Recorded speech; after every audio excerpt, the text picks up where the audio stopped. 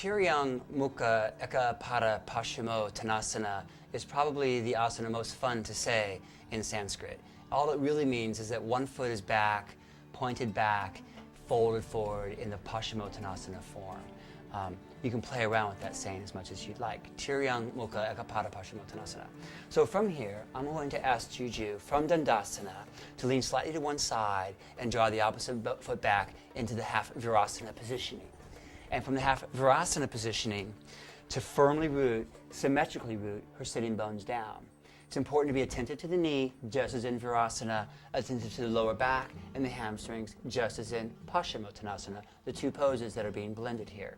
There's a slight twist where the sternum turns just slightly to face the extended the toes of the extended leg. Rooting equally and firmly through the sitting bones, we encourage the student to lengthen up the spine with the inhalation, and with the exhalation to slowly hinge from the pelvis as the source of the forward movement of the torso. Once forward and down, encourage a lifting a bit to find more length to the spine with each inhale, and with each exhale to release a little farther out and down. There's a common error in a lot of approaches to this practice that suggests that poses should be held statically. We are anything but static beings or dynamic beings. And so you can see Juju doing here. With each inhale, she lifts a little bit. She finds more length to her body, more space to her body. And with each exhale, she releases a little farther out and down. I encourage that by encouraging the firm ground of the sitting bones. And each time she lifts, I encourage the lengthening and encourage her forward fold. From here, I'll place both hands onto her hips. One of the tendencies in Tiriang Mukha, as with other asymmetrical seated forward bends, is for the one hip to lift up.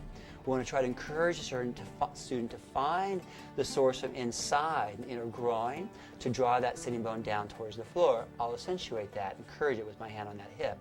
And then with the hand on the opposite hip, as with Paschimottanasana, I'll bring my sternum to just that part of the arc of the spine where the arc begins to peak. And from that point, encourage with my sternum sliding forward on Juju's back, the lengthening of her spine. From here, if she likes, depending on the openness of her forward fold, she can clasp around her foot, either with both hands or clasp one wrist, with or without Yana Mudra. Placement here should be right up at the ball of the foot to encourage the active flexion, dorsiflexion of the foot, the elbows extending straight out away from each other, and the shoulder blades down the back. Keep lengthening, encourage that length with the hands on the back, lengthening through the side ribs, sternum joined forward. With the inhalation, she'll lift up just to where her arms are fully straight. Stay to exhale to feel the belly engage with the lower back, and use that support. Inhaling all the way up, I press down the sacrum to make it easier for her ride back up to sitting. Tiriang Mukha Eka Paschimottanasana.